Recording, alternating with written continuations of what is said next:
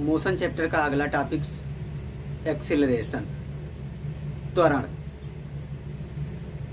Class 9 science के motion chapters में निहित है और आज हम इसी पे डिस्कशन करेंगे। Speed, velocity, types of velocity, types of speed, distance, displacement, इन सब का डिस्कशन हम अपनी पिछली वीडियो में हम कर चुके हैं और यहाँ पर आज हम केवल और केवल एक्सीलरेशन पे बात करेंगे। तो एक्सीलरेशन जो है, इसका क्या रोल है हमारे जीवन में। हम चलती हुई गाड़ियों को रोड पर देखते हैं, वो फास्ट बहुत तेज़ी से चलती हैं, चाहे कार ले लें, चाहे बस ले लें, चाहे मोटरसाइकिल ले लें, सब में जो है सभी की सभी पहले धीरे धीरे चलती हैं, स्टार्ट होती है धीरे चलती हैं, लेकिन उसके बाद इनकी स्पीड जो है बहुत ज़्यादा बढ़ जाती है। तो इनकी स्पीड आखिर में बढ़ती कैसे है कि आप लोगों ने देखा होगा, जो ड्राइवर्स होते हैं उनको एक्सीलरेटर का प्रयोग करते हुए, और ये एक्सीलरेटर वास्तव में क्या है, ये त्वरण है। और ये त्वरण क्यों उत्पन्न होता है? क्योंकि इसके लिए कोई एक्सटर्नल फैक्टर होना चाहिए, एक्स्ट्रा एनर्जी की आवश्यकता होना चाहिए जो उसको बूस्ट कर सके। तो यहाँ पर जो एक्सीलरेशन है,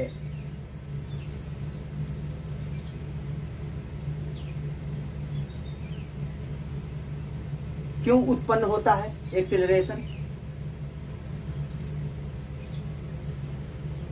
ड्यू टू अनबैलेंस्ड फोर्स।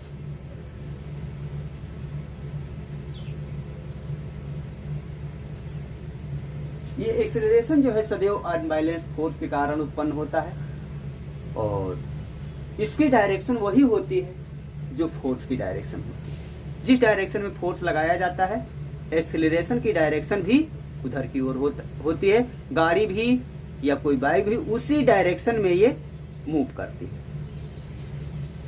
तो यहाँ पर हम ये देखेंगे हम कि जो एक्सीलरेशन है वास्तव में हम किसे कहते हैं इसको।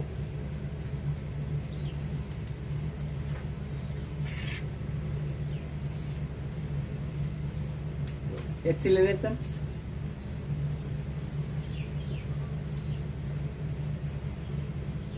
त्वरण। हमने वेग पढ़ा कि विस्थापन की दर को त्वरण कहते हैं। ठीक इसी प्रकार से जो त्वरण है उसको हम कहते हैं वेग परिवर्तन की दर को त्वरण कहते हैं। अर्थात at the rate of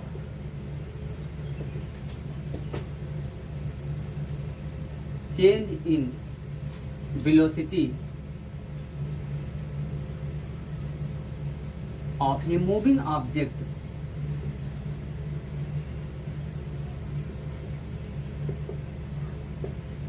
with respect to time is called acceleration।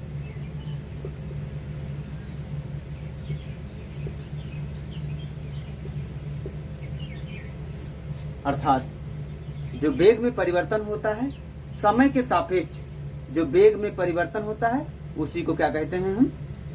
Acceleration अथवा त्वरण कहते हैं। और in another word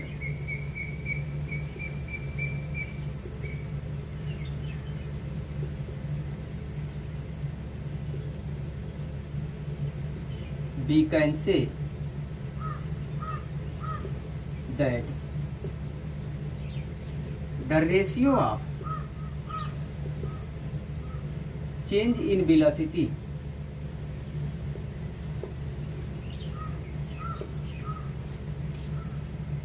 to the taken time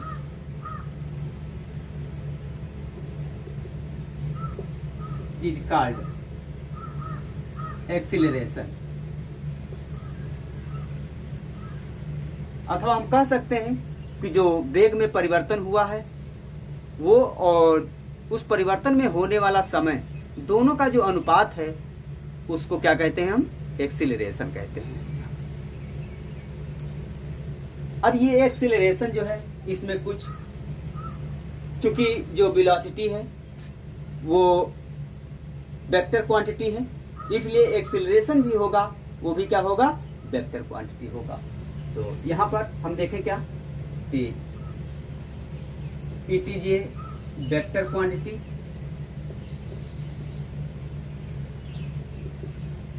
ये एक वेक्टर क्वांटिटी है और it is measured in metre per second square. ये यहाँ पर इसकी दो बातें हो गई। इसको रिप्रेजेंट करने के लिए मैग्नीट्यूड के साथ साथ डायरेक्शन की भी आवश्यकता होगी। अच्छा, अब तीसरी बात देख रहे हैं, इसमें दोनों है, मैग्नीट्यूड है भी है और डायरेक्शन भी है। तो जो इसका एक्सीलरेशन है किसी ऑब्जेक्ट का, उसमें चेंजिंग दो प्रकार से हो सकती है। किस प्रकार से? Due to change in magnitude of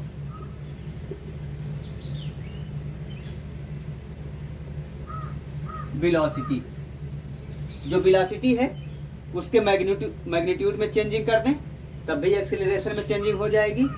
और अगली बात कि due to change in direction,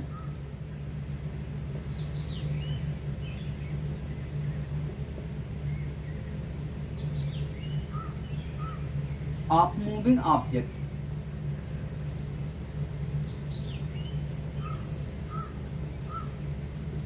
अर्थात यदि इसकी दिशा में परिवर्तन होता है तब भी जो है इसके एक्सीलरेशन में परिवर्तन हो जाएगा।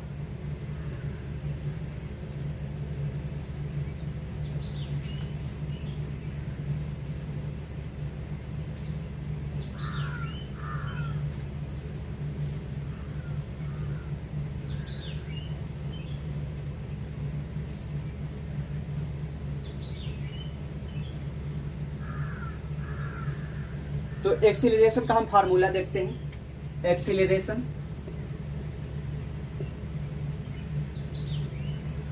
Is equal to change in velocity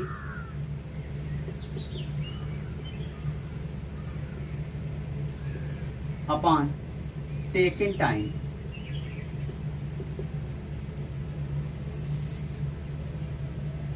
तो यदि हम इसको मान ले यहाँ पे कि change in velocity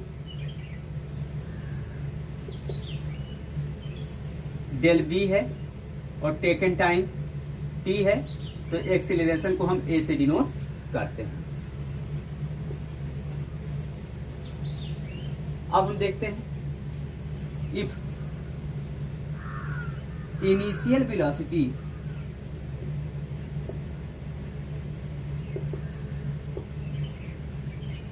of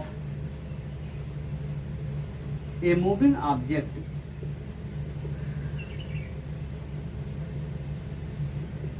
is u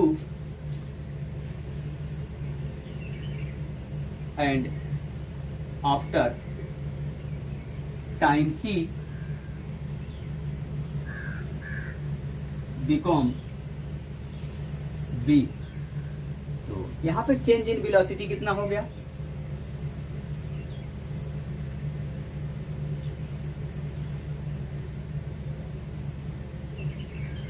v minus u, final velocity minus initial velocity.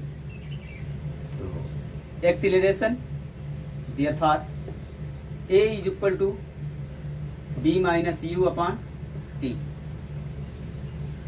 ये जो है एक्सीलरेशन का फार्मूला हो गया।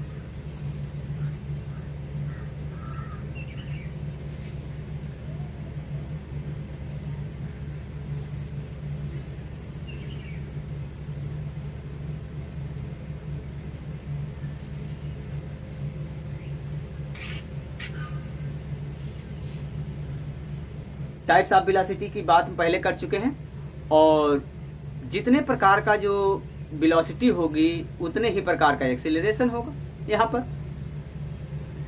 तो टाइप्स ऑफ एक्सीलरेशन,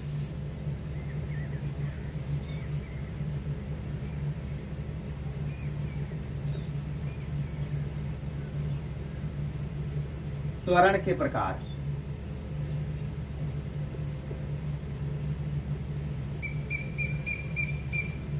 कितने प्रकार के त्वरण होते हैं? Number 1, uniform acceleration.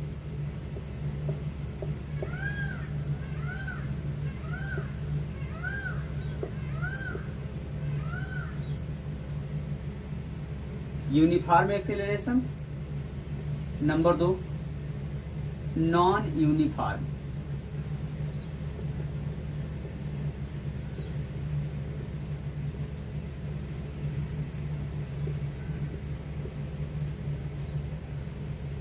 Number 3, average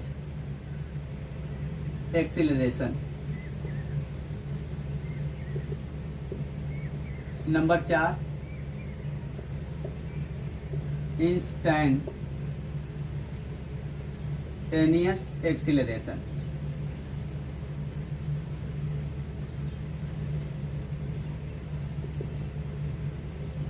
ये 4 प्रकार की वेलोसिटी होती है, ये 4 प्रकार का त्वरण। तो यूनिफॉर्म एक्सीलरेशन, यूनिफॉर्म एक्सीलरेशन हम तब कहेंगे कि जब magnitude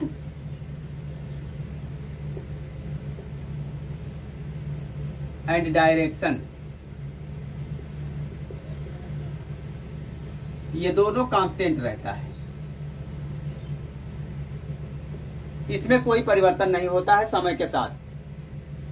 certain interval of time में जो है, इसमें न तो इसके मैग्नीट्यूड में चेंजिंग होनी चाहिए और न डायरेक्शन में इसके चेंजिंग होनी चाहिए।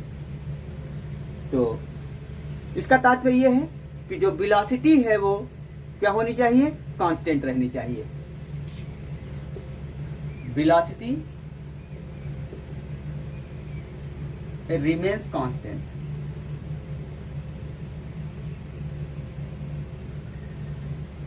ये वेलोसिटी कांस्टेंट रहती है तो एक्सीलरेशन कांस्टेंट होगा।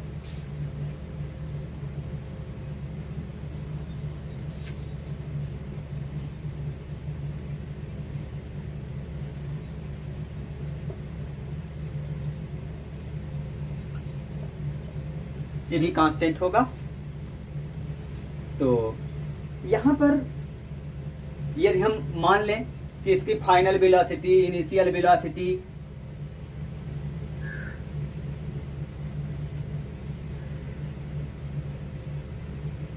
u बराबर u1 और यहाँ b बराबर भी u1 है, उसी के बराबर है, तो हम देख रहे हैं कि b माइनस u बराबर u1 माइनस u1 बराबर 0, या इसको हम कह सकते हैं कांस्टेंट।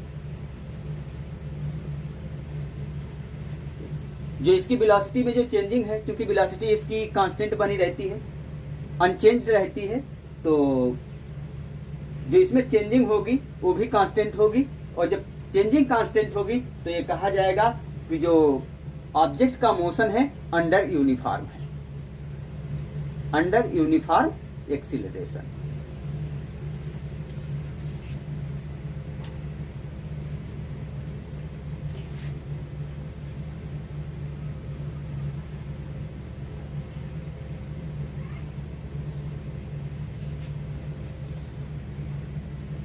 अब हम नॉन यूनिफॉर्म की बात करते हैं। तो नॉन यूनिफॉर्म, इसका तात्पर्य है कि वेलोसिटी जो है कांस्टेंट नहीं रहती है। यदि कोई मूविंग ऑब्जेक्ट है, उसकी वेलोसिटी जो है बार बार उसकी चेंज हो रही है एक गिवन इंटरवल ऑफ टाइम में, तो जो उस मूविंग ऑब्जेक्ट में जो एक्सीलरेशन जो प्रोड्यूस होगा वो क्या होगा?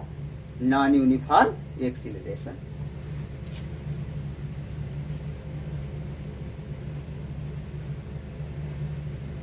velocity of object is not constant with respect to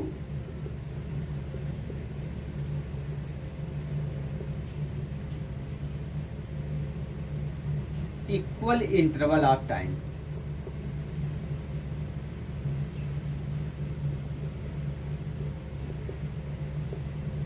ये वेलोसिटी कांस्टेंट नहीं रहती है।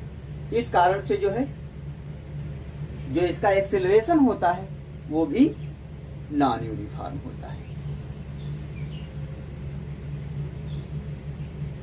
अब एवरेज वेलोसिटी, तो जब एवरेज वेलोसिटी लेंगे तो यहाँ जो एक्सीलरेशन जनरेट होगा वो कैसा होगा, एवरेज एक्सीलरेशन होगा। तो एवरेज एक्सीलरेशन है क्या, द रेशियो ऑफ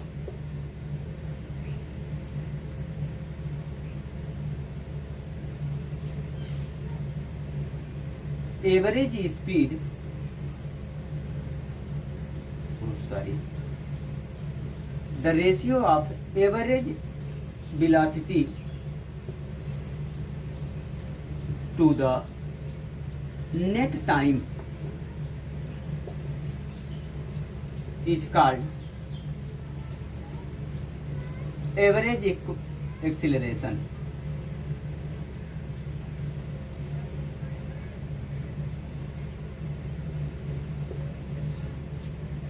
अर्थात जो एवरेज वेलोसिटी है और उस एवरेज वेलोसिटी में जो नेट टाइम है, दोनों का जो रेशियो है उसको हम एवरेज एक्सीलरेशन के नाम से जानते हैं।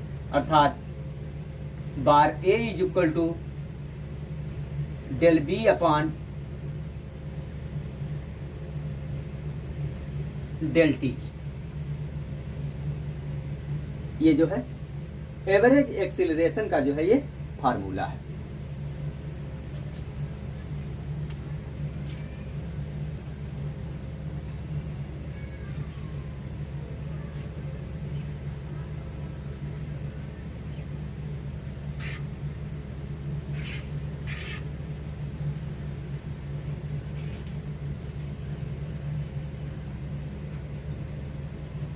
अब हम यहाँ पर इंस्टेंटेनियस एक्सीलरेशन की बात करते हैं।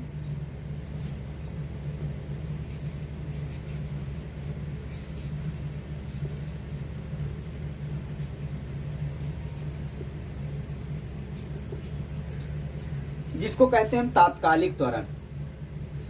तो यदि कोई मूविंग ऑब्जेक्ट है, वो मूव कर रहा है किसी वेलोसिटी से, तो उसमें जो उसकी वेलोसिटी में जो है तात्कालिक चेंजिंग हो रही है और बहुत ही मिनिमम टाइम में, very very short interval of time में, तो जो वेलोसिटी में जो चेंजिंग होगी वो और शॉर्ट इंटरवल ऑफ टाइम के का जो रेशियो होगा उसको क्या कहा जाएगा, instantaneous velocity.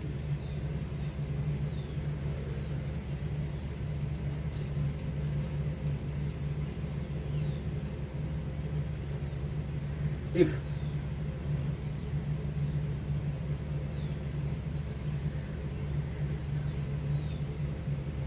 change in velocity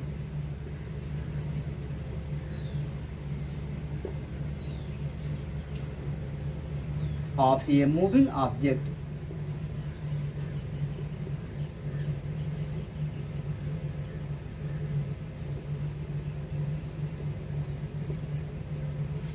occurs suddenly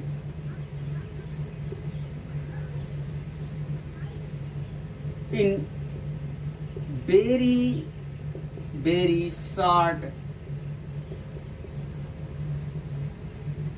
interval of time, therefore the ratio of change in velocity to the short interval of time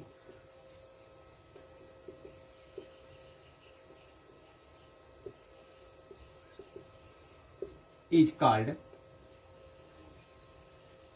instantaneous acceleration।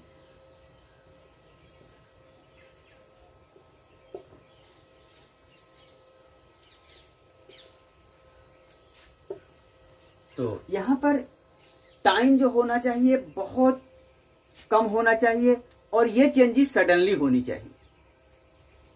तो इस प्रकार से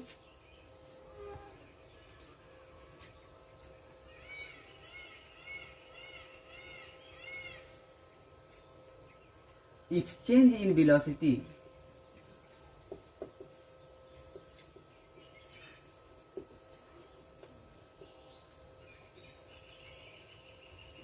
del v in time del t, therefore instantaneous acceleration del a is equal to del b upon del t। But इसकी condition ये है कि time of interval इतना कम होना चाहिए, इतना कम होना चाहिए कि वो जीरो के क्लोज में होना चाहिए। But condition is that